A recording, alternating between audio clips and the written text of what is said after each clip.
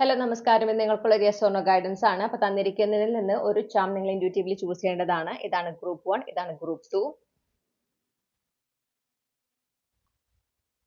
ഇനി നിങ്ങൾ ഈ ഒരു പർട്ടിക്കുലർ ചാം ആണ് ചൂസ് ചെയ്തിട്ടുള്ളതെങ്കിൽ നിങ്ങൾ ഗ്രൂപ്പ് 1ലാണ് വരുന്നത്. അപ്പോൾ ഗ്രൂപ്പ് 1ലുള്ള കളക്റ്റീവ്സിനുള്ള yes or no guidance maybe ആണ്. ഓക്കെ, അപ്പോൾ ഇവിടെ നിങ്ങൾക്ക് ഒരു സന്ദേശമുണ്ട്. ജസ്റ്റ് ഒരു യെസ് നോ അല്ലെങ്കിൽ മേ ബി അല്ല പറയുന്നത്. നിങ്ങളോട് പറയുന്നു trust your intuition, the answer is within.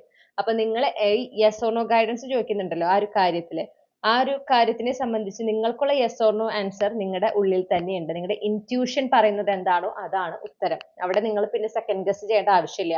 അത് തോന്നലായിരിക്കും, അല്ലെങ്കിൽ അത് എന്താ പറയുക, ഇല്യൂഷൻ ആയിരിക്കും, അങ്ങനെ ഒന്നും ചിന്തിക്കേണ്ട. നിങ്ങളുടെ ഇൻറ്റ്യൂഷൻ വളരെ സ്ട്രോങ് ആയിട്ട് യെസ് പറയുന്നുണ്ടെങ്കിൽ അത് യെസ് തന്നെയാണ്, നോ പറയുന്നുണ്ടെങ്കിൽ അത് നോ തന്നെയാണ്. അതാണ് ഉത്തരം. ഓക്കെ, നിങ്ങൾ വേറൊരു എക്സ്റ്റേണൽ വാലിഡേഷൻ നോക്കേണ്ടതില്ല എന്നാണ് യൂണിവേഴ്സ് ഇവിടെ പറയുന്നത്. റീഡിംഗ് റെസനേറ്റ് ചെയ്തു എന്ന് വിശ്വസിക്കുകയാണ്. Thank you.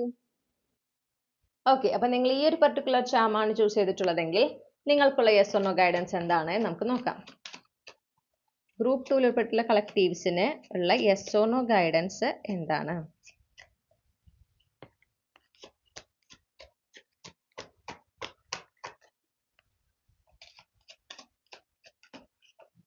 Okay,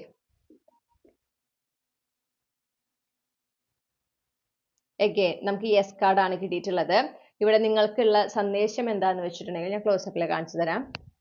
take the leap, the universe has your back. Okay, അപ്പൊ നിങ്ങളോട് പറയുന്നത് യൂണിവേഴ്സിനെ വിശ്വസിച്ച് ധൈര്യമായിട്ട് മുന്നോട്ട് പൊക്കോളൂ.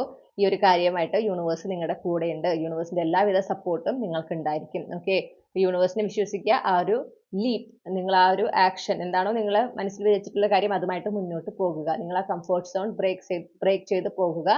യൂണിവേഴ്സ് നിങ്ങളെ സപ്പോർട്ട് ചെയ്യുന്നതാണ്.